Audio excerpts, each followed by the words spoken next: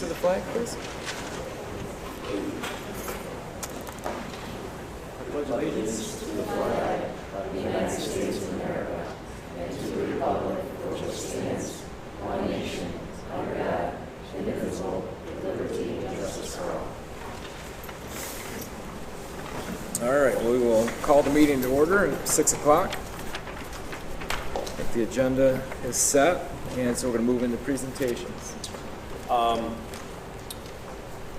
So during a typical summer in any normal school year, there's a lot of work that takes place, more so for the buildings and grounds crew, our custodial staff. They're busy, emptying the rooms to clean them out, to wash them down, to re-wax the floors, to cleaning the carpets. Possibly they're moving a few teachers, to different rooms. And again, they work very hard during the summer to make sure we're up and running, come the fall.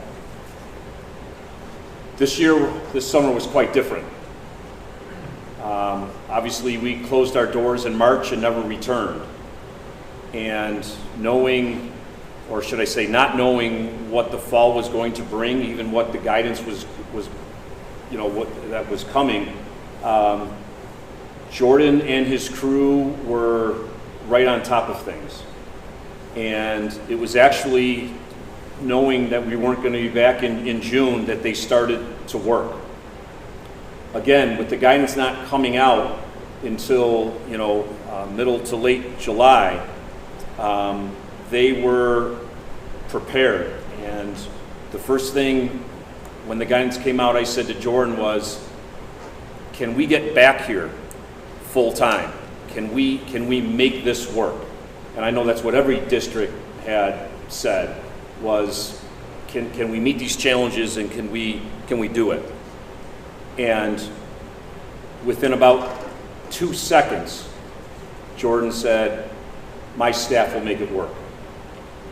If you could have been here over this summer watching this crew knock down walls, empty every single classroom, take tape measures to measure 6 feet, the amount of desks and chairs and things that really you just can't imagine that they had to do, they did. Without one complaint, smiles on their faces, sweat rolling down their faces, and they're doing it with masks on. And without your hard work and dedication to this district, I don't think we'd be sitting here in this position today. So on behalf of the board and myself, and I know the administrators and I know the teachers, first of all, we'd like to congratulate you on a job well done. And we have a certificate of appreciation in recognition of your hard work and dedication in keeping and maintaining our campus for the students and the staff of the Oakfield-Alabama Central School District.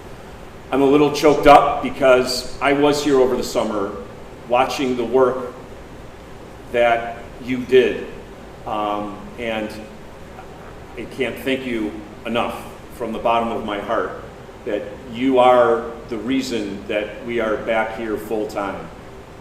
And I just want for you to know that we absolutely appreciate it, and thank you for what you're doing and what you continue to do. So thank you.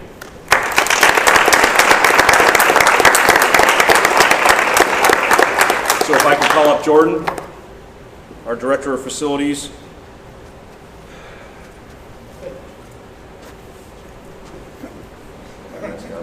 Thank you, and here's a certificate. I hope that you will recognize. I know that they're here. Well, do they call you Kennedy Grace?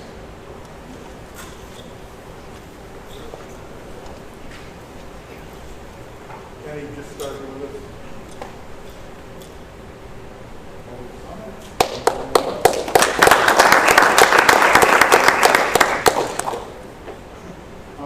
Scott Warren.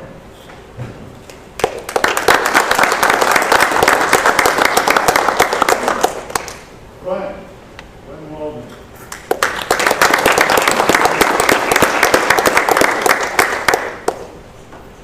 Leanne.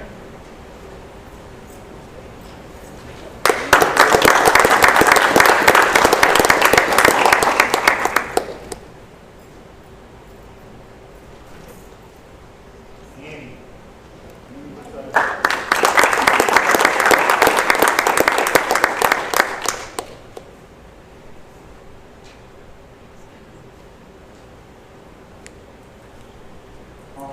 Justin Olson.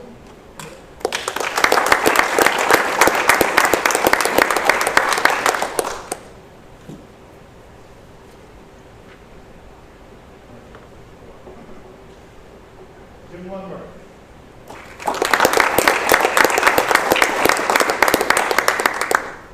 Rhea Crosby.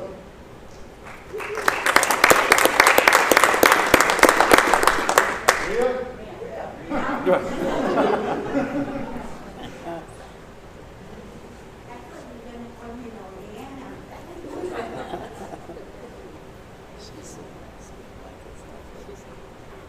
Kyle Platzbach.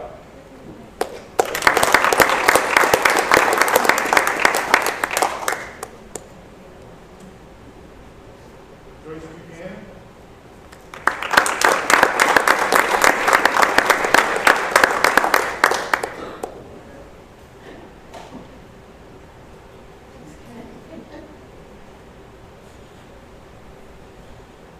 Nick Bowie.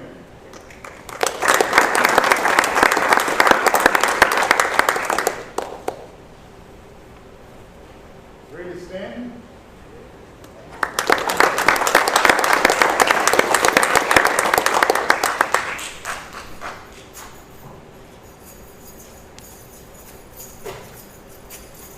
And Audrey Randall.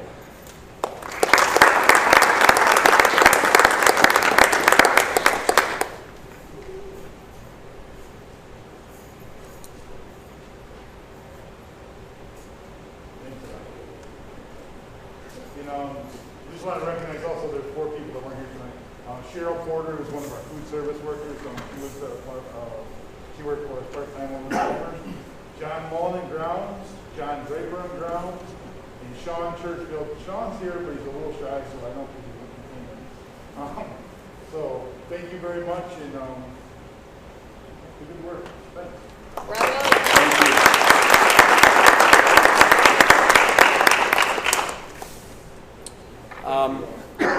There's another group of people that we would like to thank and appreciate. They were here over the summer as well. Their hard work began back in April when we were all of a sudden tasked with absentee ballots and having to organize that and mail those out and count those. And while our schools were for the most part shut down, these ladies were on the front line, answering phone calls, making copies. For the most part, they really kept the administrators in line, just because we were losing our heads. So we'd like to thank all of the district office staff and the elementary and middle high staff for being the glue to hold us together. You do each and every day, and we also want to recognize you. So we have certificates for Kim Fisher,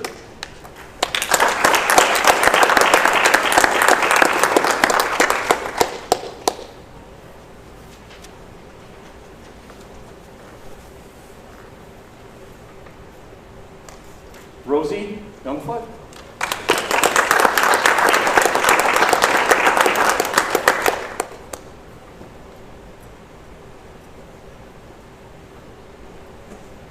Tara Reiner, Heather Gayton,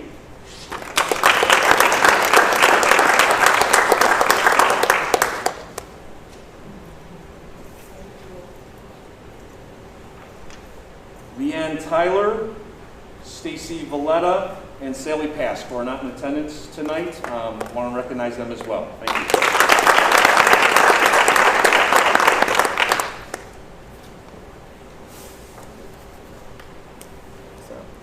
thank you again for your work. Much appreciated. Thank you. Thanks, everyone. Thanks, John. Next in presentations, we have Mark Massey from the GCEDC to give us a stamp update.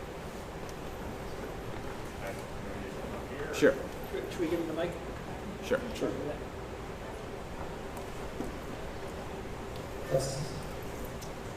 Take my mask off. Yeah, you kind of stand, sure.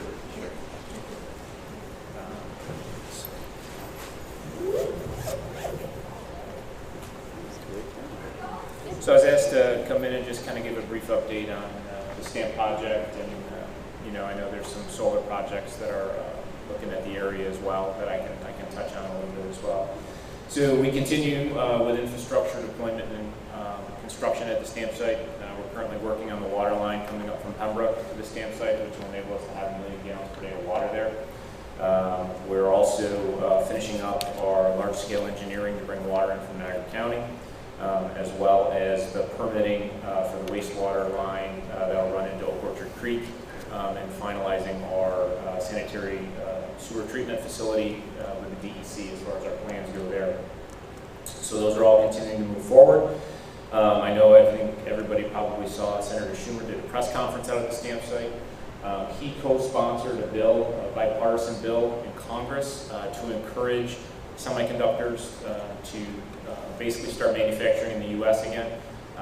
It's becoming a matter of national defense. A number of years ago, U.S. semiconductor production was 26% of the world's semiconductor chips. China was, I think, 1% at the time. China is now up to 16%, and the U.S. is at 12%. So semiconductor chips are everything that run your computers, your phones, everything electronic. So I think the federal government is now deeming that these are a matter of national security. So the federal government is starting to take a look at encouraging semiconductors to construct here in the U.S. There are a limited number of sites that can fit those types of facilities, and that's STAMP is one of them. It's been designed and engineered for that. The other good thing is that within that bill, they are authorizing monies that can go out towards infrastructure construction to support those types of companies that have to come in. So I think Senator Schumer's come out pretty strong on that stance and has been very supportive of us with the stamp site, and is vowed to help us land a tenant there. So we look forward to that. Obviously, COVID brought everything to a screeching halt as far as potential site visits, companies coming out, looking at the site, things like that. Probably within the last 30 to 60 days, we've started to see an interest from about five companies that are looking at the site right now. Obviously, we're doing everything virtually, so obviously we're sending everything electronically, doing virtual site visits. So we'll have to see how that goes. Very early stages. They vary in range from 50,000 square feet to over 1 million square feet, from about 40 jobs to 1,000 jobs. So none of those companies have done any due diligence work yet, where they actually dig into the site, so to speak, as far as the work that's been done. It's all been initial interest at this point, but we do feel very good about at least 2 of those potentially continuing to move forward into next year. So we'll have to see how those go. The town of Alabama recently finalized and approved their zoning code as it relates to solar projects and solar farms. I think they did that last month or 2 months ago. Throughout the course of that process, there were, I think, 5 solar projects that were interested in locating in the town of Alabama. 4 of them are probably in the 2 to 10 megawatt range. One of them is substantially larger than that. The large one is actually holding a virtual online public meeting on the 23rd of September. They just sent me the information. I can forward that to Nicole if you wanted to forward that out to the board. Yeah. If you were interested in logging in, it's from 6 to 7 p.m. on the 23rd. They're going to describe their project. It's over a 100 megawatt project, and I believe that'll be in the Oakfield School District as well as some of the other ones. We did also approve a 2 megawatt project over on Galloway Road. We're waiting on the company to sign the documents for that. So there'll be a pilot in that once I get that signed, I can send the pilot schedule over to you. That one was at $5,500 a megawatt in a pilot agreement. All of our pilot agreements that we've signed with solar companies to date have been $5,500 per megawatt. And that particular project over on Galloway Road, that's in the town of Batavia, the town has exempted out.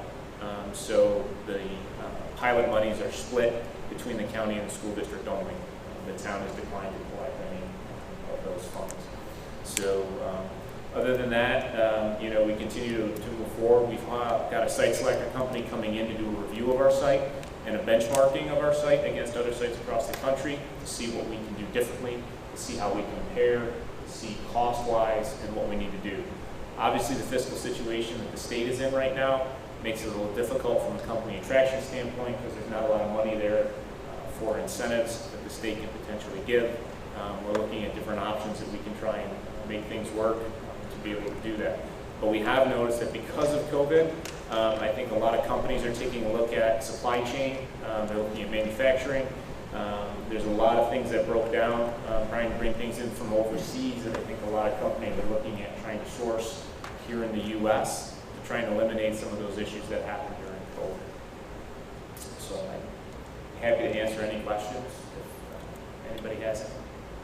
I have one. Sure. Do you think the town of Batavia is going to be more apt to start to want to share in some of those pilot revenues now that the state potentially will be withholding some of our aid? So Well, they are withholding, but potentially reducing some of it. they've not expressed anything to us about changing that. They could by resolution. However, any pilot that's already been approved, they would not participate in. Right. So it would be anything going forward. But to my knowledge, they have not discussed that and have not said anything to us about opting back in or out or whichever way they go.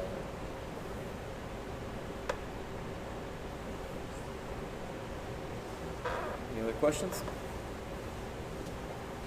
When you said the selector company to benchmark our site, you meant the stamp site, Correct. not the solar site? No, correct. The stamp site against other sites of its kind across the country, which there aren't that many, based on the available acreage and the available capacities of infrastructure that are there. So we really want to see, you know, from a cost perspective, how are we comparable to those other sites, and are there things that we can do to make ourselves more competitive? What is the available acreage of this site? So we basically have two campuses, so to speak. We have the north campus and the south campus. So it basically splits the site in half right down across the middle. So the north campus, there's about 600 buildable acres there on about 850 acres that a company could construct on. The south campus, there's 3 parcels. Based on the size of those parcels, we could get, I don't know if you're familiar with the HP Hood facility in Batavia. So on those 3 parcels, we could get a half of a HP Hood, a full HP Hood, and then a double HP Hood on those 3 acres down there. So they're about, you know, 30 acres, 40 acres, and 100 acres are available on the south campus. Thanks. Yep. And your wastewater treatment plant, what's that capacity going to be? So that's going to be designed and engineered for 1 million gallons per day capacity to treat sanitary sewer.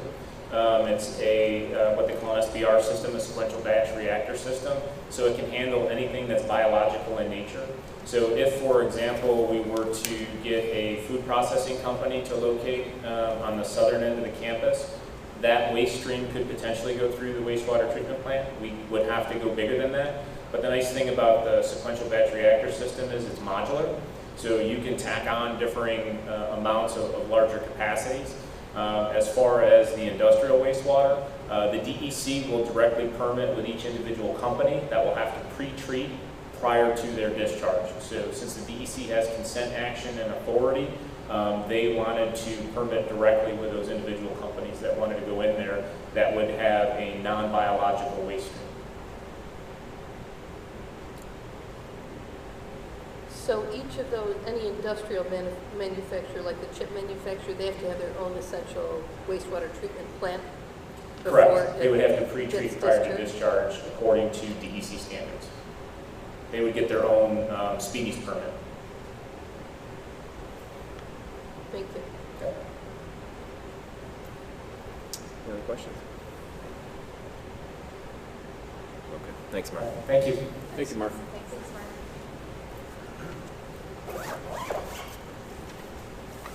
That's it for presentations for us, so we're on to approve the minutes. We resolve that the minutes of the August 18th regular meetings be approved.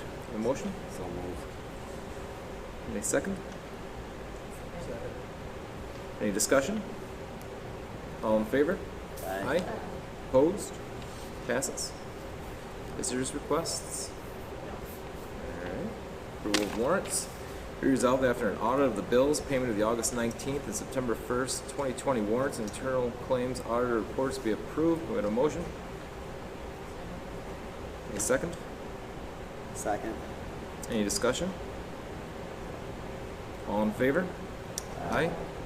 Opposed? Passes. Treasurer's report. Be resolved that the treasurer's report for August 2020 be approved. We have a motion? So moved. A second? Any discussion? All in favor? Aye. Aye. Opposed? Passes. First reading of policy 7422. This is the policy on Section 5 allowing athletes dual participation. There is not another district out there that has this policy.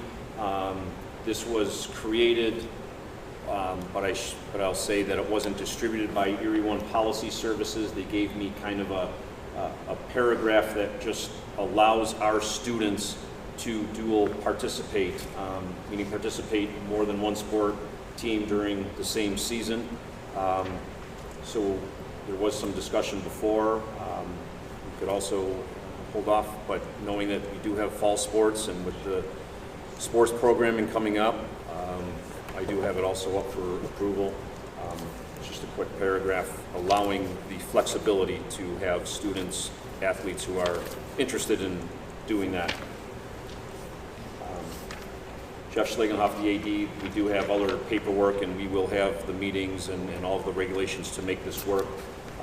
Again, just this policy will allow us to move forward if the situation arises. Are there any questions for John on that before we consider it for approval?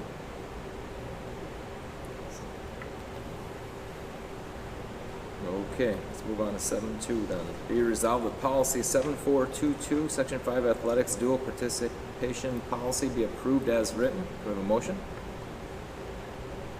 So moved. In a second? Second. Any discussion? All in favor? Aye. Opposed? Passes. Reports. Nicole. Sure, so I just have a couple of things for you today. Tom was here talking about our audit, so I'm sorry, could you speak up because there's such an echo? Yep, Thank you. sorry about that. So I just have a couple of things for you today. Obviously, I've been working on finalizing our audit, and we have that pretty wrapped up. We're just going to be waiting on them to give us that final go-ahead for that form that they just received guidance on. All of our ST3 is almost nearly completed. The attendance days, we have to upload, like what our attendance days looked at. So I am going to hold on to that because I'm going to need input from the other administrators when we start to do that because of the wonkiness of the schedule last year. So that will be wrapped up, I'm hoping, by next week. And then ongoing, so we're going to start to see some expenditures out of our capital project. So we have the voter approved project that happened in June, and now we'll have to pay out any of the pre-referendum services that we received and agreed to, and then the architects have started. This is like their jazz. We'll pay them almost the entire amount before the end of this fiscal year, I believe, because they're doing all their design work. So I just want you guys to be aware of that. So anything over a certain dollar amount has to go to the board for approval. The final thing, and I know John's going to touch on it a little bit, is we're just working on the plan for the potential that our state aid withholding becomes a program reduction and how we will proceed with that. So that's what we got going on in the business office. So for the capital project, so you mentioned designs and architects. Of course, the board has to approve whatever the plan is going to be. What's the timeline then? When will a plan be proposed to us? When? Yeah, so currently right now, we're in the phase, we've had small groups. We're meeting on a bi-weekly basis. So probably for the past month or so, they have come in, it's usually been Wednesdays, we have met with the small group. So they have come in with their architects, some specialty people, for example, to look at the auditorium. So we grabbed some of the personnel, some of the teachers that physically are in here to discuss those options, to talk about their issues, concerns, lay some of those out. We've been basically at least on this campus once everywhere. I know we've been to the elementary cafeteria a handful of times because that's a big overhaul. So we have Mary and her crew looking at designs. And so what they do is they go back and basically draw up and redesign based on what they think our needs and our wants are from the feedback. So currently right now, that's the stage that we're at. They're meeting with the subgroups and coming back with plans. Once those are really firmed up, that's when I will come to the board. They're actually going to come out next month and give the board an update of where they are at. But once the design plans pretty much are set, we'll come to you with the purpose on why we want certain things the way they are for final feedback or and board approval. But right now we're just in the middle of all of the design and the drawings and the sketches. We'll come back to us piecemeal where you say, here's what we're thinking about here for the auditorium. Yeah. Yes. So one meeting we're talking about auditorium, next meeting Yes. we're talking about cafeteria, Yes. and another meeting we're talking about windows. Right, yeah, so last Tuesday, we sat down. Not to interrupt Oh, you, sorry. do we give approvals at that point, or we're just giving feedback, we're being presented Probably to? feedback, but there's going to come a point in time where we're going to want to firm up exactly what we want. Currently right now we're looking at the spaces. We're not detailed enough now where we're going to look at cabinetry and how to utilize it. It's more so the overall drawings and the ideas of what we want. And then we'll come to you, as the process takes place. Like I said, they'll come out next board meeting to give you, a heads up. So for example, last Tuesday, we had Marathon out here with a sketch of what the front parking lot, the back parking lot, the drop off at the elementary will look like. So we provided them some information of, we like this, we like that, hey, what about this over here? Hey, let's not lose these parking spaces. How many parking spaces can we get here? So they're going to come back to us in a couple weeks with some other drawings, and then we'll really finalize what we think is appropriate, and then we'll come to the board with that information. And then obviously your feedback, your input, and then the final approval of these plans. But it will be piecemeal based on the focus of what that area is. To add to that, the piecemealing is important because we want to make sure we can get as much work as we can done. So I think what our strategy has been from the beginning is to sort of piece it out so that like windows, we know we're going to do windows.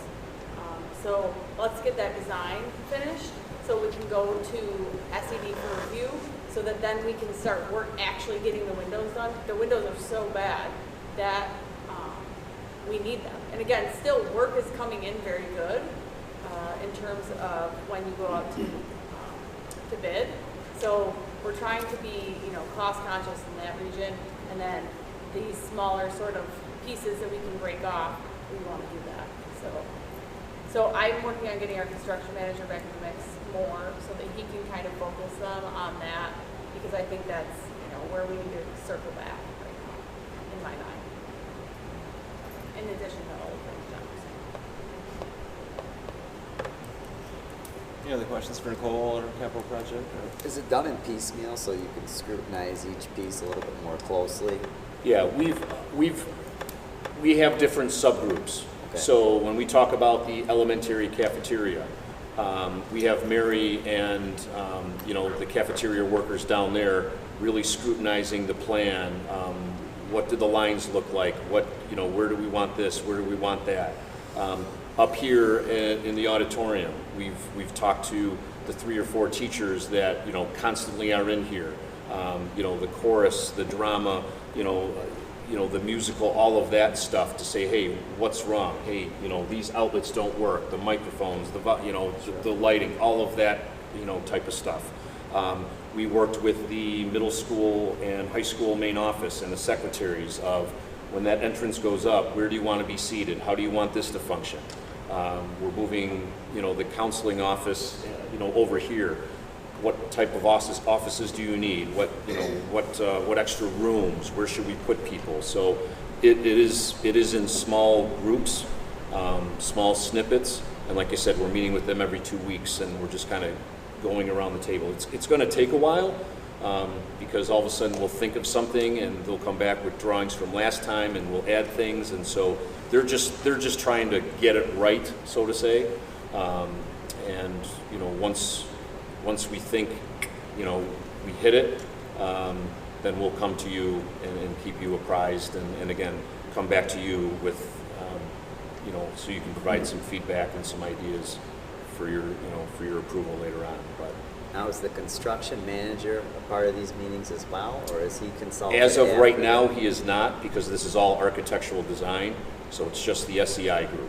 So then once the plans are approved, then it goes to the construction? No, Well, because we want to make sure that these are designs that we can pay for. He knows more than the architects do about the costing of it all. So he really needs to see them before the design is Is that approved. standard, though, that the construction manager Yes. isn't there? That is not there? No, not here for every single meeting where we're talking about what the layout of the room is going Right, to look right. like. But when we start to talk about, moving big walls or doing these other types of things, he would be there in these places. So again, Because he's the logistics and the cost, right? yeah, He's gonna he kinda knows cut- more about costing out than the architects do. Because we rely heavily upon him, right? I would say, or that group. correct. So the last time we met, we did look at the windows, and there were a handful of designs that we wanted. There were a couple designs that we talked about that, we kind of said, what about this, what about that? So that what they're going to do is come back with, drawings and sketches of this is what the front would look like. But with that, comes this and that and all of that. So they're going to have to, kind of cost it out. So, right now we're at that phase where it's about the looks and about, again, the blueprint of it, but it's something then that, okay, this is what we want to go with, what's the cost of that, and, what's the Feasibility, construction on that's all that, you- right, correct. Just a question on windows. When you talk about coming up with the design of how it looks, you're talking about the front entrance, correct? We're talking about really this whole building. Or are you going to change the look of the windows that are in the classrooms as well? We're talking about the front look, we're talking about the look of this whole building. I just want to know, my basic thing is that whatever you decide on the look of the front, could you make the classroom windows not leak? I'm serious, because they've been replaced before and they leak. So that's what I wondered, if we can make sure that we leave enough money to buy good quality windows, no matter what they look like, so they don't leak. Air and water. Yeah.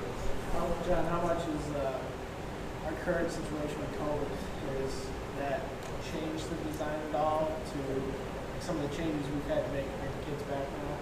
Is that kind of something that we're looking at in design, or thinking of stuff? We're tweaking some of it. We've talked, for example, the creation of the bathrooms here. Some of the designs have tweaked just a little bit, just because, do you want to have doors? Where do you want the sink? Where do you want to have some of the sanitizing stuff? So some of the areas, yes, that there's going to be some major construction. We've talked about, the flow of traffic, things like that, the elementary cafeteria.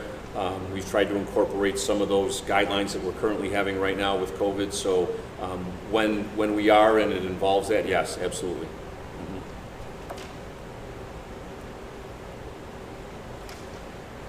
Is the renovation of the lighting and sound system in this room, is that a for sure inclusion in this project?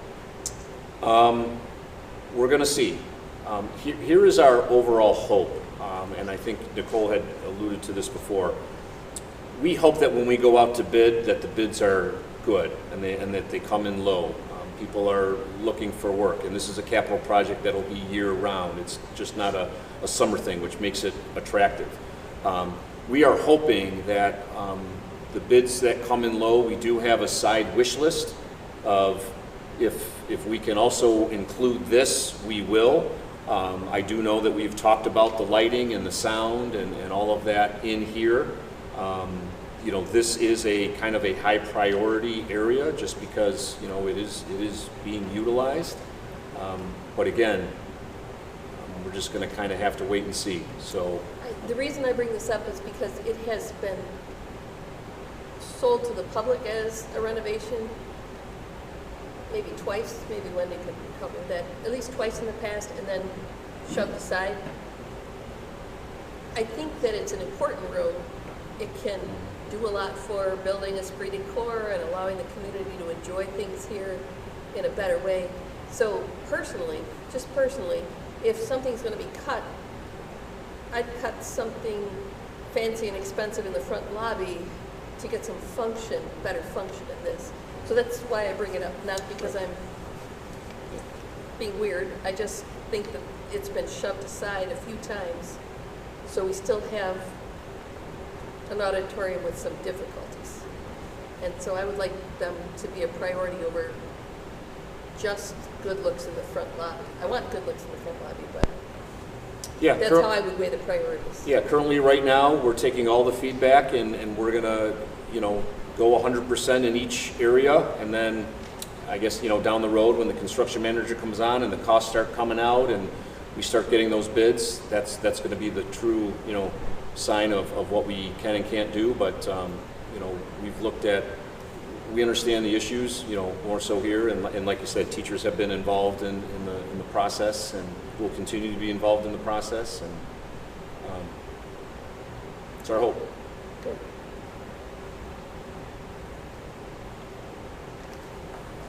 I wonder, you know, in the community as we go forward and there's budget problems and there's cuts, the spending of the money on this building and these millions of dollars, I mean, we'll be the eyes and the ears right back to the community, but I don't know, I guess I just wonder how it's going to look when we're spending a bunch of money here while we're cutting potentially programs.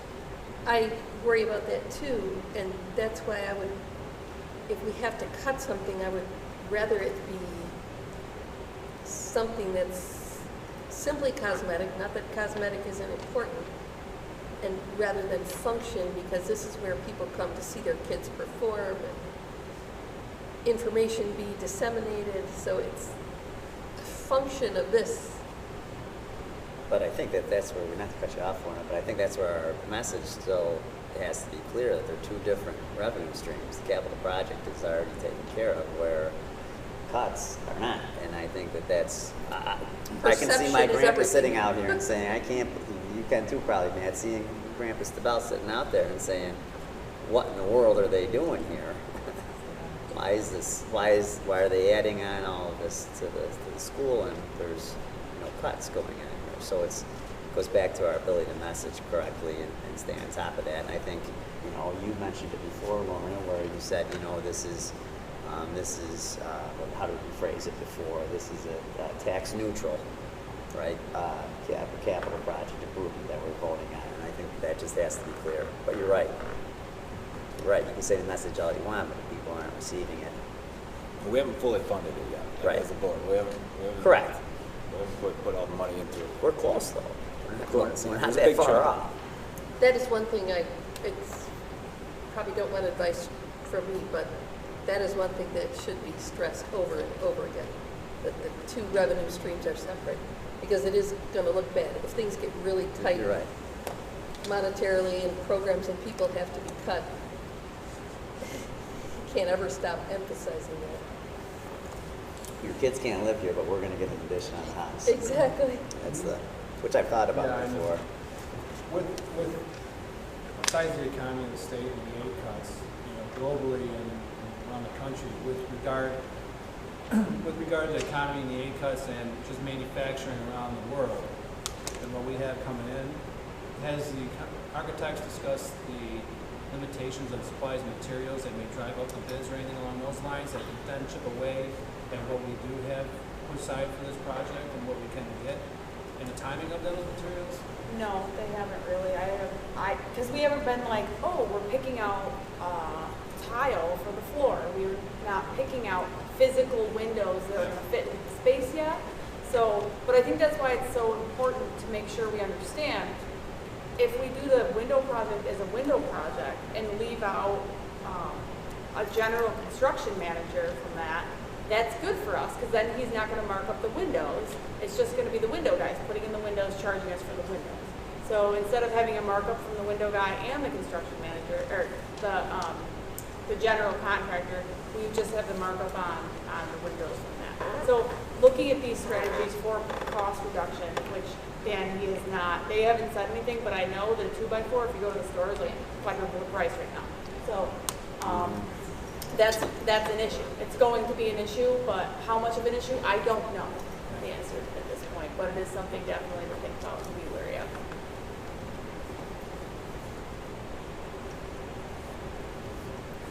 Any other questions for Nicole on her report? Window project related? John? Okay, let's talk sports.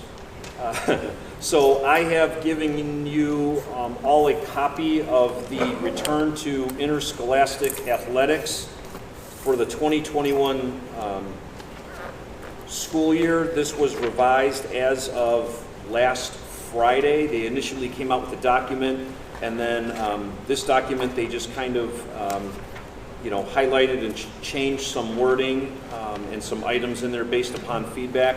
I won't go through all of this with you, but for the sake of this being recorded, I would like to highlight some of the dates and some of the information that is in here.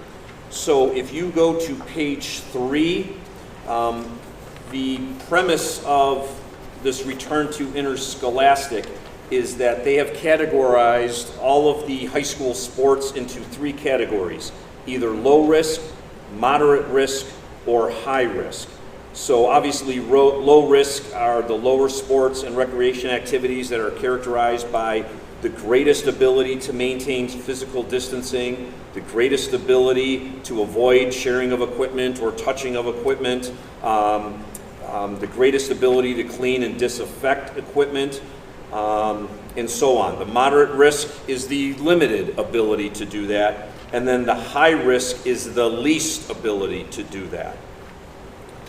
And so they have taken all of the sports and categorized those. So if you end up turning to page 5, fall sports in New York State can begin on September 21st, which is next Monday. And obviously this has been approved by the New York State Public High School Athletic Association. There's a couple bullet points in there. Fall sports are your low to moderate risk sports. And for us, that would be cross country and soccer. Obviously, we don't offer up field hockey. Golf will be in the spring with Elba. Our swimming is the winter sport. We don't offer gymnastics. So currently, right now, our football program, our cheering program, and our volleyball program have been deemed high risk, and those have been moved to the fall sports season number 2, which I'll explain in a second. So the fall sports that Oakfield will have, and the practices will begin next Monday, are for the girls soccer at all 3 levels, and then modified and varsity cross country. I've been working hand in hand with Mr. Schlegenoff.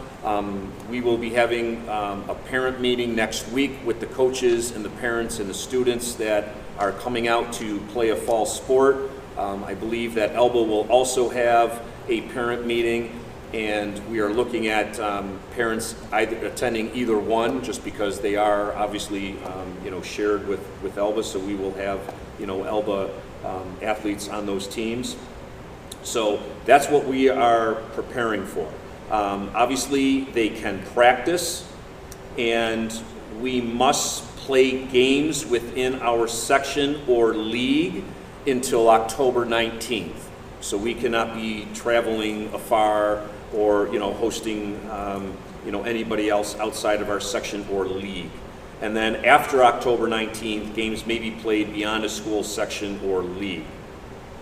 And again, I mentioned to you that cheerleading, football, and volleyball have been moved to fall sports season number 2. One of the things that is going to happen, which I'm actually glad to see, is that they did waive the 7 consecutive day rule. In the past, teams could only practice for 6 days, and usually the day off was, normally a Sunday. But because these seasons are now shortened, they did waive that after October 12th. So teams can practice, 7 days in a row. The games for the fall sports will begin on October 6th, and that'll last probably through November 14th. So that's changing the look for the fall sports, but we are a go for those. Winter sports now begin November 30th. Can we assume that they've deemed all winter sports playable, like basketball? Well, there hasn't been guidance out on that. Again, the revised start date is November 30th. But they may still deem that high risk and Correct. not allow. Correct. Weren't they Basketball talking is medium risk, though. They were saying basketball was. Somebody mentioned that. Or did Jeff say that was medium risk? And I thought that was crazy. yeah. So if you happen to take a look at Because basketball seems like it'd be high risk to me. But if you happen to take a look at where's the page? There's one page in here that delineates all of the sports in here. But again, the winter sports will begin November 30th. The fall sports season 2 that I had mentioned, that begins on March 1st. So you'll hear that the competitive cheer, the football, the volleyball that have been suspended right now are postponed until March 1st. And then spring sports will begin April 19th. So really now you're talking 4 sports seasons, not 3.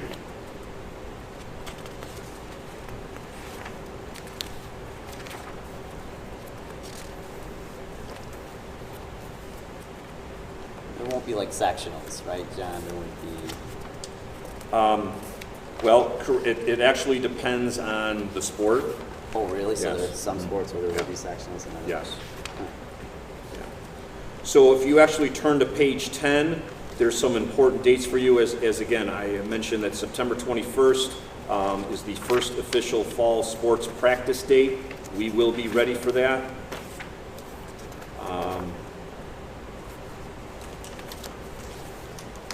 Once our students get their practices in, I know that our section is working on, currently right now, a schedule for soccer and cross country.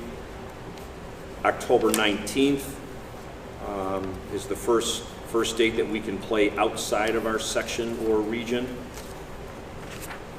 November 30th is the official winter sports start date. And again, page 11, March 1st is the first official practice date for fall sports season 2.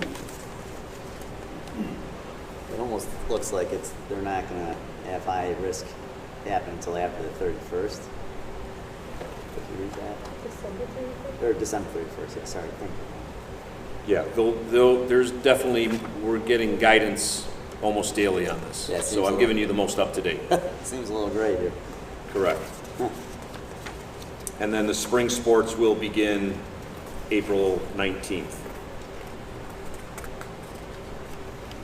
Will the second fall sport season overlap the spring sport season? There is a potential for that, correct, but they can participate in both. One of the things that I wanted to mention to you in the end, if I can continue just to go through this, on page 23, the bulk of this are considerations for each and every sport. So if I can begin with cross country, I'm probably going to assume, and Jeff and I are, going to think that we might have some of those cheerleaders, the volleyballs, the football players, possibly go out for cross country. And certainly that's a possibility. The concern that we have here with cross country is that there's some very strict guidance. So on page 23, they list considerations not only for players and coaches and officials, but for the meets, the general considerations that if we were going to attend an event with 4 or fewer teams, that we can only send 12 participants. There's also a transportation issue because currently right now we can't have any more than about 22 people on a bus. So we're going to have to work with our coaches that when there is, you know, an invitational or there is a meet, not only about transportation, but we can't send 100 kids that are on that cross-country team to another school district. It's very, very restricted. It's very, very limited. Can I ask a question about that? It says schools are encouraged to comply with NFHS rule that events contested before a tier be limited to a maximum of 12. Is that a shall comply or just encouraged to comply? Good question. It's encouraged. Don't we normally have 60 kids on a cross-country team? Or Correct. Is that Correct. But but we cannot send, you know, 6 buses to a school district. We are all following in line with this. Just as much as they won't allow us, we won't allow them. So there's social distancing. If you continue on, there's a consideration for parents that there's only 2 spectators per participant. It's on the next page, page 24. Currently, right now, I believe there's a meeting taking place where there is a huge interest in not allowing any spectators in any sports in the fall. I don't know where that's going to fall, because I will tell you that there is no way that we can police 2 spectators per athlete. You can come in off the grass, you can come in behind the elementary building, you don't know who is with who, there's just no way you can do it. And bottom line is, if they're basically saying that you must and we say we can't, then their answer will be then there's going to be nobody there. So we're kind of, again, waiting to see the guidance as it rolls out. But there's a lot of things that we need to do, but I do think it's important that we try to get back and at least offer up our athletes the chance to practice and play.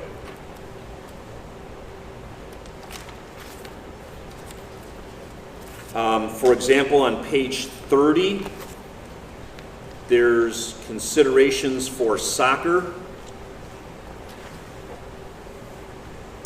Soccer players need to wear masks. And so if you read the 6th bullet point down under general considerations, there's a mandatory 2-minute hydration mask break that will be taken at the first dead ball after the 20-minute mark. These are all the rules that the officials and the players and the coaches have to understand and abide by. Players must stay on the field during the break and may remove their mask as long as they maintain social distancing. The other concern that we have is at the beginning of some of this, it talks about that players should be wearing masks until they're not tolerable anymore. Well, what does that mean? So if you have your whole soccer team saying, I can't tolerate this mask, then does your soccer team get to play without wearing masks? So a lot needs to be hashed out. A lot of interpretation needs to be solidified. But again, it's getting the students out there practicing, and we will certainly abide by what's in here to the best that we can, just so we're able to offer up, those opportunities for our students.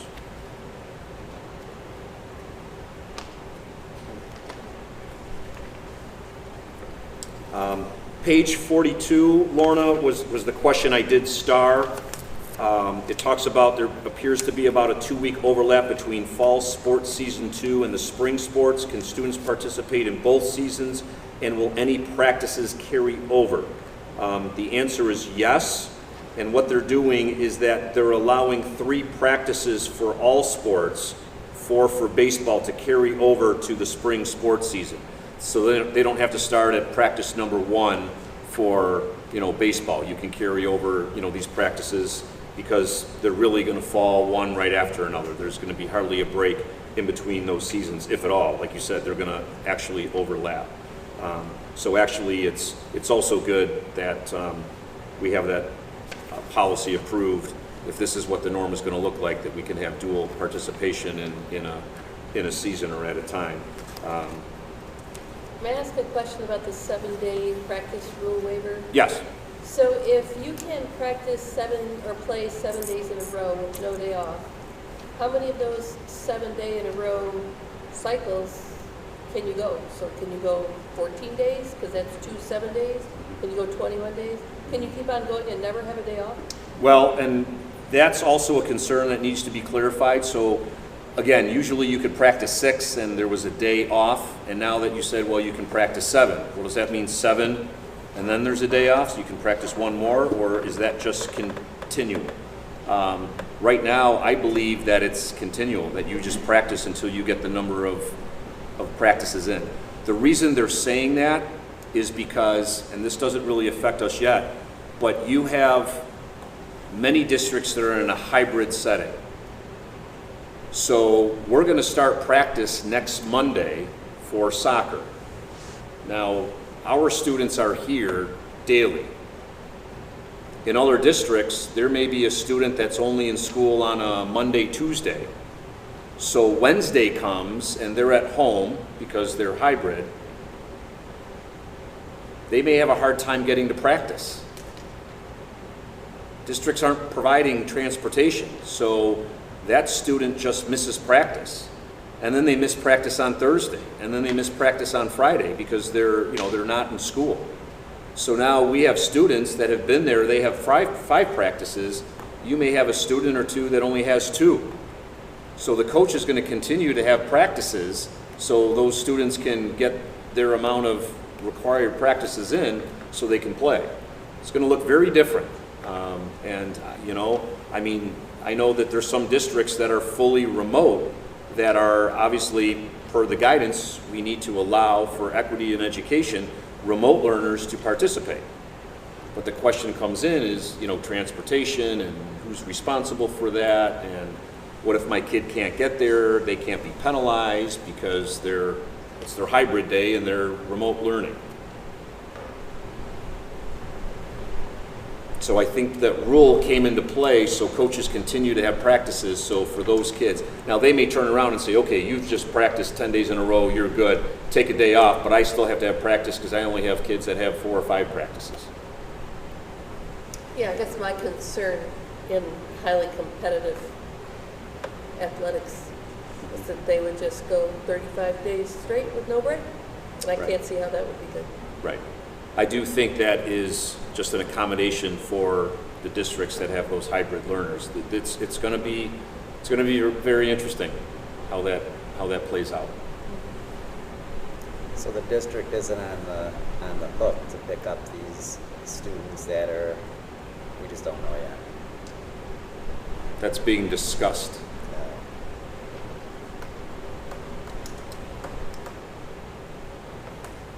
As of right now, I believe the answer is no. But That's being discussed by whom? At the state level or no, at the in the local communities of who's responsible for these students and getting them to practice. Because it needs to be equitable, Everything does. but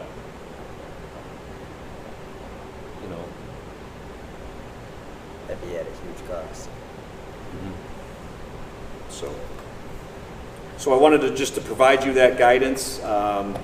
Like I said, I've been working with Jeff. We'll have some parent meetings next week. I've been working with Ned and Mark over in Elba. We're good to go. One of the things that we're also possibly looking at is the idea of slowly reopening our fitness center. Obviously that's closed to the community, but to offer up some of our athletes some off-seasoning conditioning if some of the coaches like the football coach isn't coaching now and some of these players aren't playing until March, doing some off-season conditioning just to kind of keep them going. So do we limit the number of people in our fitness center, but do we allow them on a schedule to come in and use our fitness center? Locker rooms are off limits to visiting opponents. We have to limit our locker room usage to our own teams. So there's just a lot in here. But I just wanted to provide you, you know, with the dates and, you know, the plan for what we're doing. And, you know, I don't mean to be rude, but what are they gonna do? Change in a tent out in the parking lot, or? when they leave their school and hop on their bus, they better be ready to get off and play. Now, that's not hard. Soccer, sure. Cross country, you're ready. There's no need for you to use our locker rooms. And for our students, they could change after school, put it in a backpack, and head out there and run, and you're not using it, and you don't need to change coming back in. So, you know, those are the things, again, that we have to, you know, survey, but that's where we're at.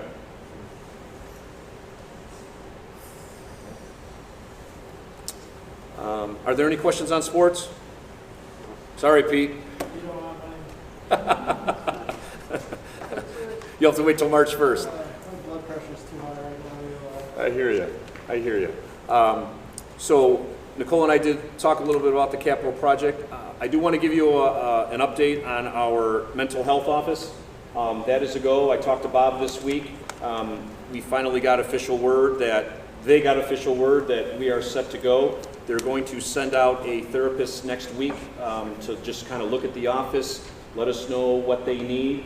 That office will be down in Rich Anderson's old office, right next to where our new CSE office is.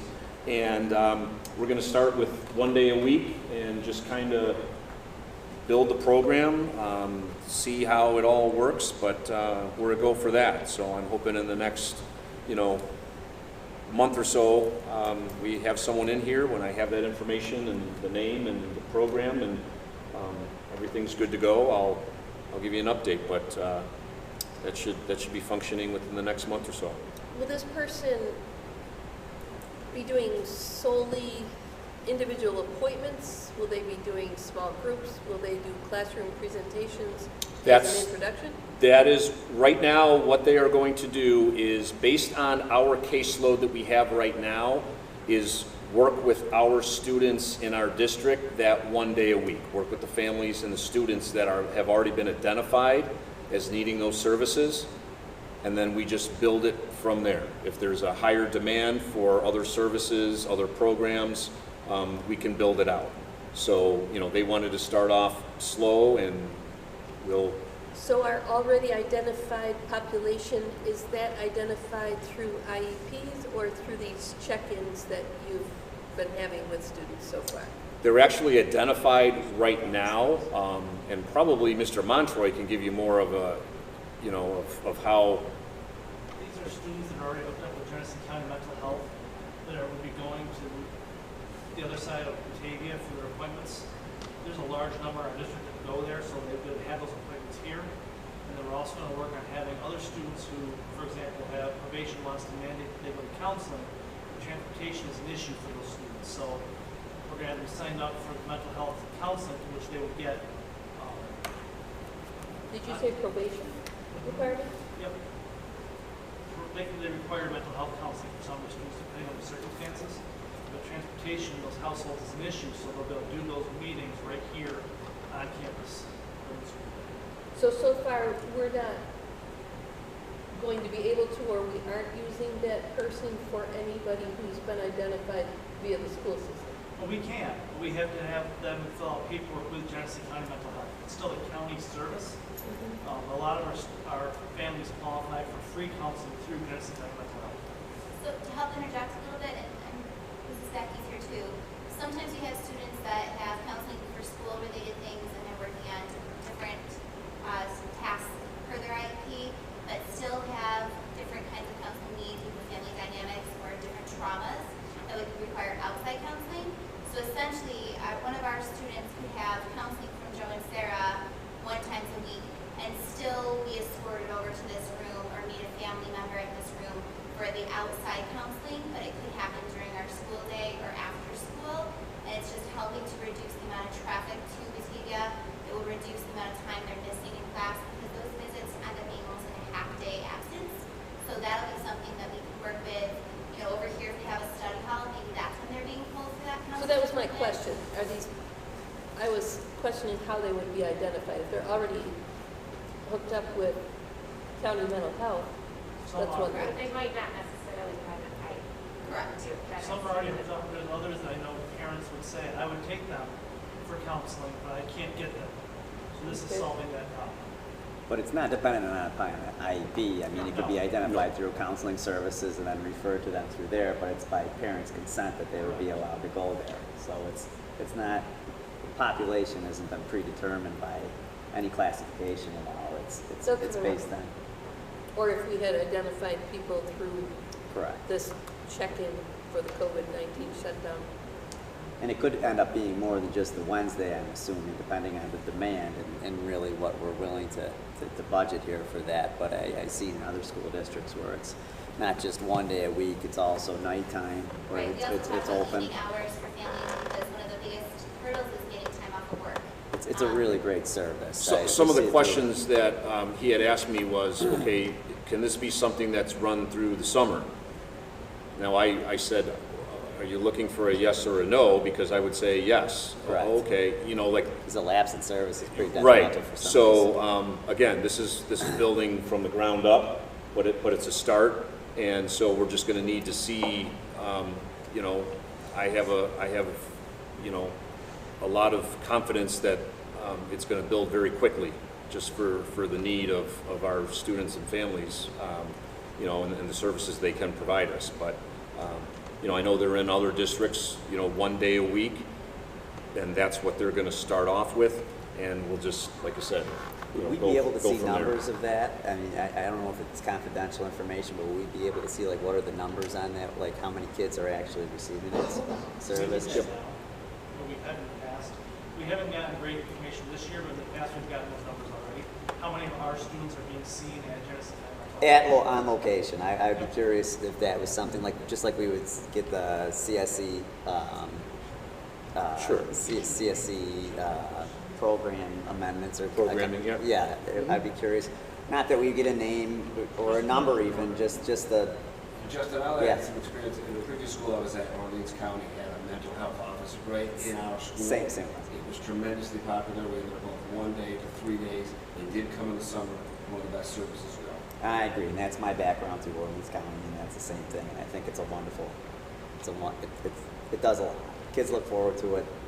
Mhm. They make solid connections. I'm Nice excited. convenience for the family. Yep. Just another quick thing. We've been here 3 days. I want to say it was a very successful opening. Our teachers were here, you know, and all district staff were here the Thursday before Labor Day and the following Tuesday, Wednesday, Thursday, just for trainings, just to get comfortable coming back, just to get used to, you know, I guess the new normal. And our students came in last Friday. I thought it was very successful. It is now Tuesday evening, and we're rocking and rolling. The students have been great. The staff, the teachers have been unbelievable. And, you know, I also have to give kudos to the admin team. You know, we've beat each other up. We clawed, we kicked, we screamed, you know, we punched. But they have worked tirelessly to get us where we're at. And the building protocols and procedures that, you know, everybody has come up with seems to be working. We've tweaked a couple things, but I will say, listening to parents and watching the drop-off and the pickup and talking to people, you know, I've been out there, I've been wandering the buildings. We seem to be on the right track. So I need to give kudos to, you know, the admin team. And like, again, the students have been fantastic, the teachers have been fantastic, and if we all work together, we can make this work. So, you know, I want to give thumbs up to this whole district, just because, you know, it's worked. And I think we're going to be a role model for the rest of the districts of, you know, what did you do and how'd you make it work? And I'd like to say that everybody, you know, put their sweat in and are doing what they need to do. So, you know, I'm proud to report that our first 3 days were very successful. So. How many kids are you having to chase down that aren't filling out health forms, or the families aren't filling out? The nurses are diligently working on that, and I want to thank the board for offering up, the support to the nurses, because they need it. We have about 50 families that, we're calling and tracking down. Some of them we found out are just completely remote. So, okay, you don't need to fill out the form then. So we're getting better each and every day. We're reaching out to the families that are marking that their kid is symptomatic. Number one, making sure that they're not in school, but number two, having those conversations of, do you know now that you have to go get a negative COVID test? Are there any surprises there? A couple, like, oh, geez, I didn't know. So, we're watching them for symptoms, but, after about the first 4 or 5 days, we've told some families, you can't return without a negative COVID test. Any ideas yet on their accessibility, their ability to see a Nope, doctor, there was a student that was removed yesterday. They went and were tested today, and we're just waiting for the results. What about the ones who, I know I've heard some people say they accidentally? Yes, that's funny, because we immediately get a phone call. We've had administrators do that. We've had teachers do that. The person sitting to my left did it. So just, you just, oops, I hit the wrong button. You press back? What's that? It's back. I had no idea that I even did it. Yeah. But there's a button that says, You can actually there's a top link that it'll say, click no for all the answers. And, one of the parents said, I have such big fingers, I'm worried about putting in 97.1 and forgetting the decimal and having it 971, and then all of a sudden I'm going to get kicked out. So again, if someone is symptomatic, we are immediately reaching out to the family, the kids, the faculty, the administrators that don't fill it out right, just to double check. But it's working. No. Okay. No. There's a little common sense involved, but in certain situations, when we have those conversations, we are being very strict, saying that you can't return. I coach a softball team full of girls, and on Friday I asked them how it went, and they said it was good, so doing good. Yeah, so I don't know if you want to add anything to that. Like I said, I think You said a it lot. couldn't have gone any better. You praised the staff. I think that's great. The staff's doing an amazing job. They're trying to do some things that maybe wasn't in their comfort zone, but they're doing a great job. The kids we wondered all the summer when we'd be chasing kids in masks. They've been wonderful. They've adapted. And I would just add on that the community has been fantastic because parents are supporting us. If we have to call home and have questions, to Jackie's point, when the families are calling to say that we made that mistake, we're asking our nurse to come right out front. They do the quick screening, and we talk through that process. They've been really patient. The drop-off and dismissal process, I've been very honest with you all that I was terrified at all these changes.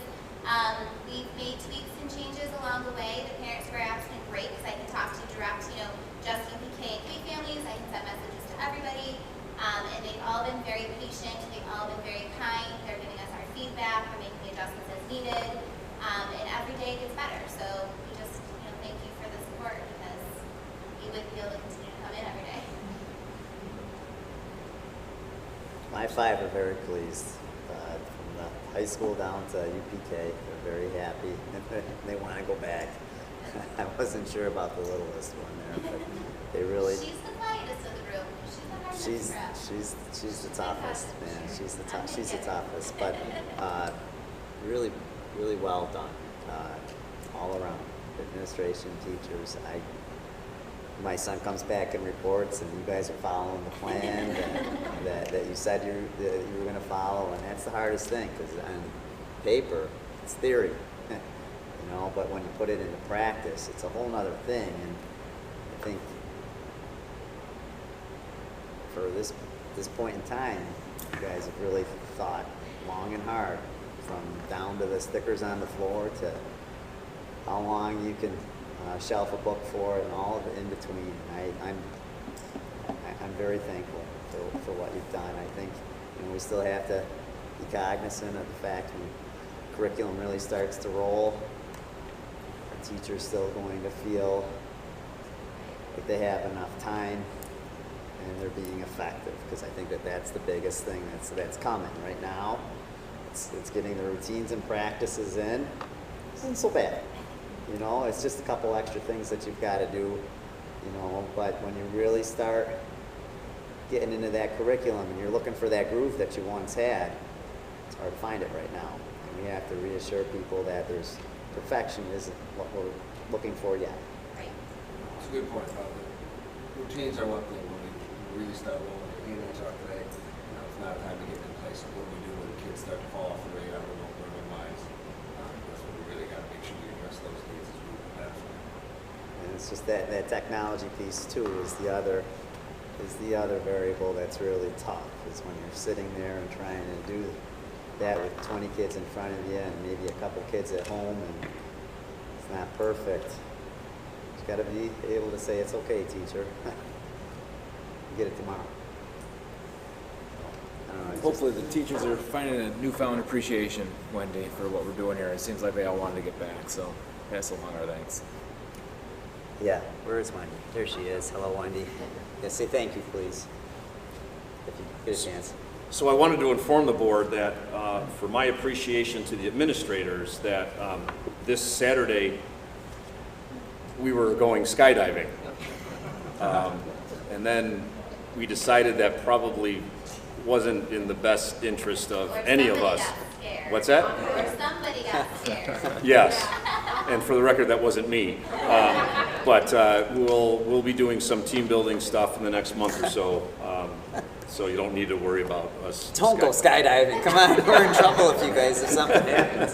So, yeah. So, Maybe bungee jumping. That seems a little. the last thing that I just want to mention to the board is, you know, my stance on the budget right now is to wait. You know, Nicole, rightfully so, has been, you know, providing us information on, you know, the 20% aid cuts and the withholding. You know, the Division of Budget is characterizing these 20% holdbacks as just that. They're holdbacks, they're not cuts. And, you know, I am not one to pull the trigger. You know, we could possibly be facing up to a $2 million gap. And, you know, I'm just not one to, you know, get concerned about it yet, although it is in the back of my mind. And I've mentioned to you before that, you know, we've had some tiered level plans of what needs to go. And trust me, we've already reacted. We've already cut some areas, you know, the operations, the programming. You know, I don't want to touch personnel. You know, we've looked at equipment. We've looked at other ways to, you know, trim some of our expenditures.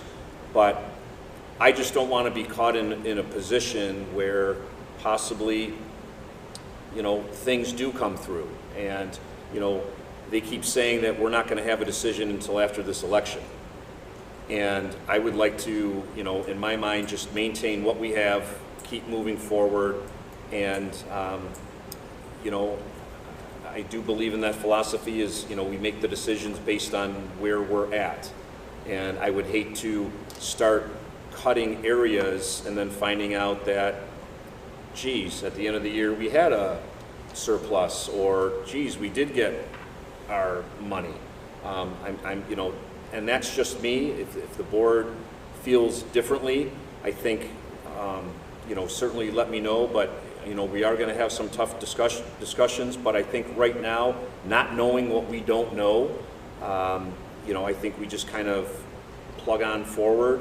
And you know, I'm just not comfortable with looking at programming or throwing things out there and then putting programs or people or situations on alert, because I think that just with everything that's going on right now, you know, we just need to do our job day in and day out. And I just, you know, I just wanted to let the board understand where I'm coming from. We're certainly paying attention to it. We're certainly cognizant of it, but I just really haven't mentioned too much because I don't have any new information for you.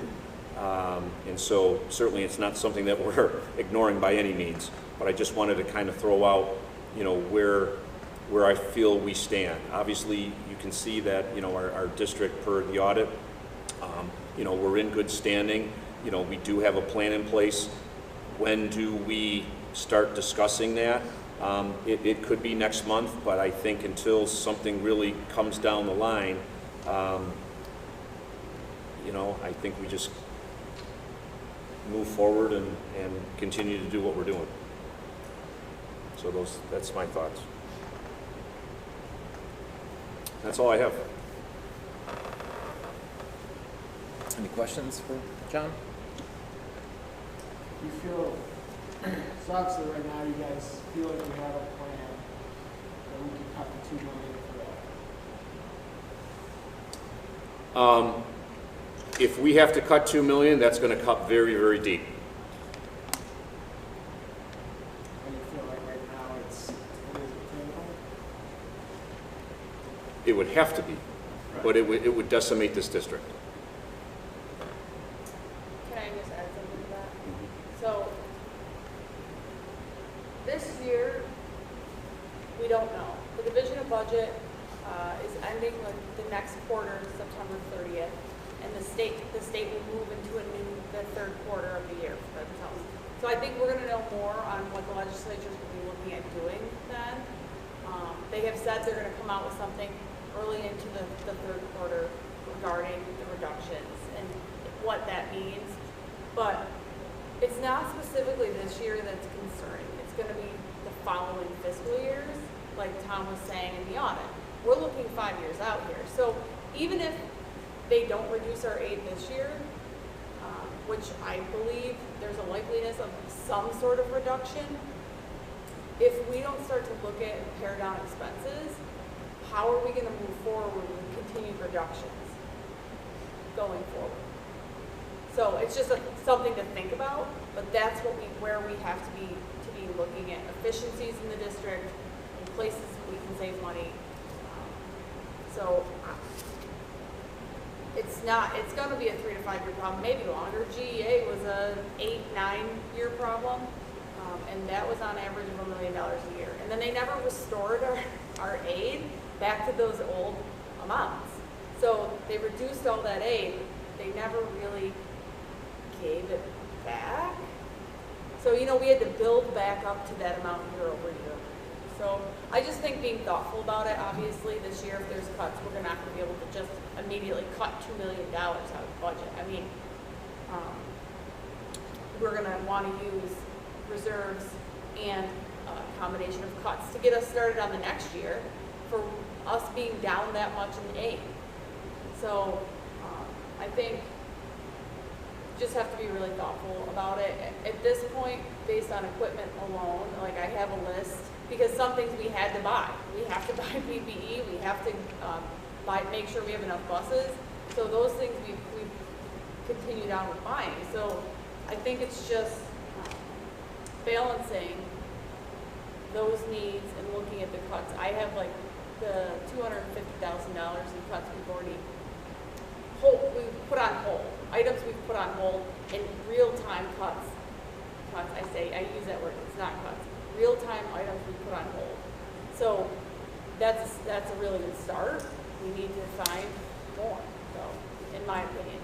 And that's what we're looking at going forward. Things that won't impact programs and services, but, can we use last year's basketball uniforms if we have basketball? Hopefully, let's try. Let's do everything we can, as opposed to cutting those programs. The other thing too is we have no idea where we're going to be in a month. In a flip of a switch or 7 days or a couple weeks, we could be back to where we were last spring.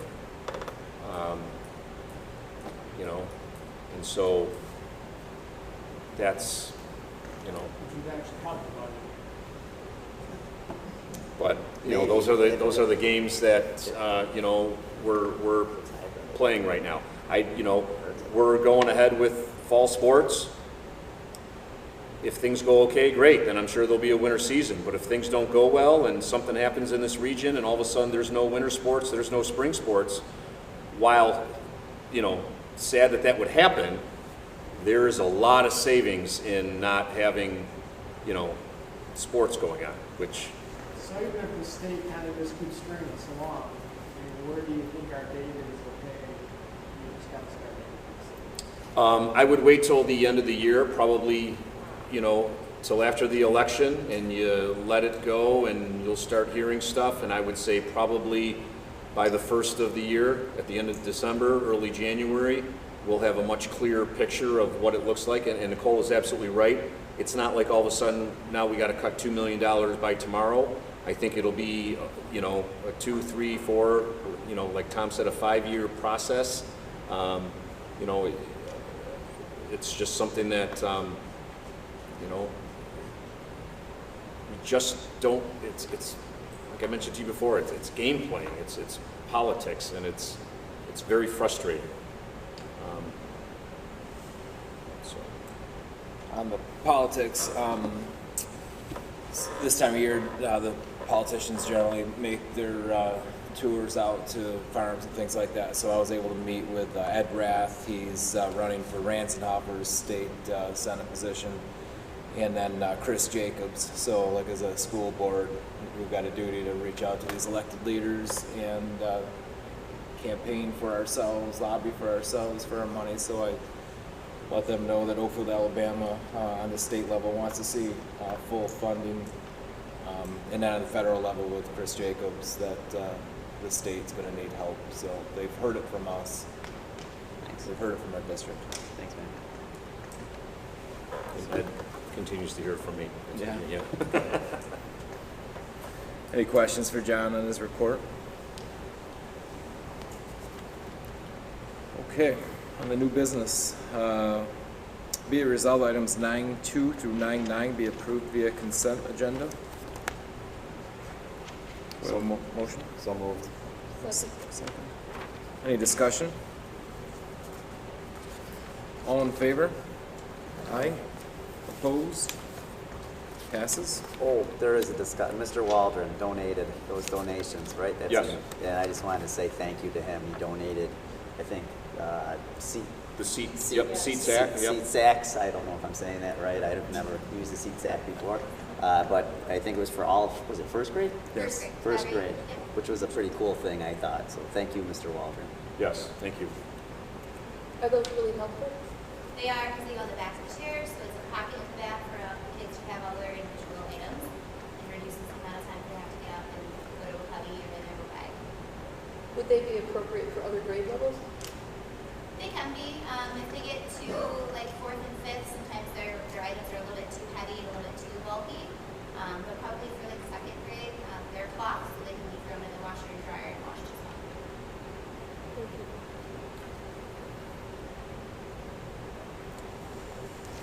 Communications. Looks like we got something from the Upstate Institute. Yeah, Justin, you had mentioned something about, do we have membership into that? Right, yeah.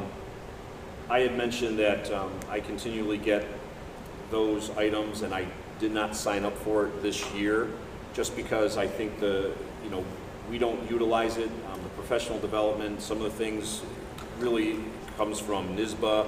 I get a lot of stuff from, so it's not like it's something really worthwhile. If the board would like to be a part of that, certainly we will. But I just think, for the fee and really what you're going to get out of it. Well, it was $500, right? Right. And then we have not utilized it as any type of professional development. No. In Not for teachers, not for Anywhere. administrators. and I think if you're a member, you get, what is it, $35 off of any PD that you get or something like that, or is it, Right. I don't know. Yeah, we do a lot of our professional development through, GVEP And in-house, it's I Yep. know, more so. Correct.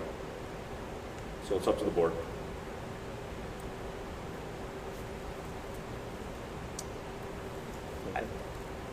Doesn't sound like there's a lot of interest. Is that No, accurate unless to say? anybody's champing. What? Right, are you really looking to get into this? Upstate Institute. No, I looked it up. Yeah. It's through Colgate University. Yeah. And I thought if we had a I thought it history was of toothpaste stuff. connecting with it, okay, but if we don't have a history of connecting with it and utilizing it, then let's start saving where we can. Yeah, right, there we go, $500. Back in business. Yeah, right. Chip away. Budget gap is closed. Okay, discussion roundtable. Nothing was submitted. Has anything popped up there? Yes, I would like to say something. I was waiting after my allergy shot to see if it was going to kill me or not, and I texted It didn't. 14 people who work here at Oakfield-Alabama. And I said, I'm thinking of you today, and how are things going? It's day 3. I understand that when the curriculum gets hard and the days get long and the honeymoon period will end. But I do want to say that of those 14 people, they all gave me a positive response. And they said it was thrilling to be back, that the kids were absolutely wonderful, and they are complying as much as they can and happily because they're so happy to be back. We all know the honeymoon's going to be over. But I was really encouraged by that and the amount of positivity. There were some fears expressed on a personal level for health or safety because of individuals' own circumstances, but even those people had a positive response. So I know that 14 people isn't everybody, but I was pretty impressed with the uniform positivity of the 14 people. So I thought that was a very good thing. And the second thing I wanted to say is regarding what I thought was a slightly snarky article in the Batavian about our response to the request for individual responses. I think the questions were, how did we each regard our reopening plan? And I thought that Mr. Owen should do his own research into New York state law, which puts so much authority and discretion into the hands of the superintendent and relatively little into board members' hands. And also that if he wanted to know how each of us felt, he could have watched the recording of our meeting where you presented it to us and we each had opportunity to talk about it and discuss it and express our views. So I appreciated that meeting and I appreciated Matt's answer on behalf of all of us. I thought it read well and expressed our thoughts, and I think that if he really wanted to know how we felt individually, he could watch that meeting recording and find out. So those were my 2 thoughts. Yeah, and not all meetings, of course, are posted to YouTube. Ours are. So, yeah, they're there for anybody to see how we feel. And I think we all spoke to it at the end of that meeting. You're right about that. Thanks, Aaron. Anything else? Okay. Subcommittee reports. I don't think there were any, were there? I'm going to take that as a no. Personnel. Be it resolved that personnel items 12.2 through 12.9 be approved via consent agenda. A motion? So moved. Second? Second. Any discussion? All in favor? Aye. Opposed? Passes. Yeah. Corey is here. This is Corey Winter, our new elementary teacher. Welcome to our team. Could you just drop your mask, please? Hi, facial everybody. Yeah, you look like a bandit, so I just wanted to be reassured. Nice to meet you. Nice to meet you all. I was able to start a couple days ago. I'm super excited to be here. Honestly, just being here those couple days, I can already tell it's a great district, working with great people, great kids, and I'm just excited to, get involved in the community as much as I possibly can and as soon as I possibly can. But I just want to thank you all, for your time, and I'm just excited to be here. So, Great. thank you all. Thanks for coming on board. Yeah, thanks for coming. All right, no executive session tonight. So we're on to closing remarks. Pete, any closing remarks? Guess more as a parent and then a board member, I just want to thank the staff and teachers that are first 3 days were great, way better than I kind of thought it was. Not that I didn't have any faith in anybody, but both of my kids, one in elementary, one in high school, after the first day, how was it? They both were very happy, no complaints. We're on day 2. Even my son in high school does have a study hall last period, so we sit down and think about we talked to the brother. That was great. I just think the kids definitely do feel comfortable, and I think that you guys have all done a great job. John, always just had to talk to you guys. Thank you very much for all the hard work you guys put in over the summer. Thanks, Pete. Dan? Same here. Personally, I'm glad to see it happen. With all the work I know from John administration, you all teaching. My kids are happy to be back. I know other kids that are happy to be back. And, you can plan and plan and plan, and you have that anxiety. It's on paper. And I know that things have been changing hourly throughout the summer, and it does build up that anxiety. We're constantly moving this or changing that. And it's like, let's just go. Let's get started. And everybody says, yeah, let's hit it. And we did it. And yeah, we're in a honeymoon, and there's going to be changes. Things are going to happen. We're going to have to adjust and move with it. It's a moving target. It's going to be a moving target, but I'm happy and thankful. Thank you all. Stan. Lauren?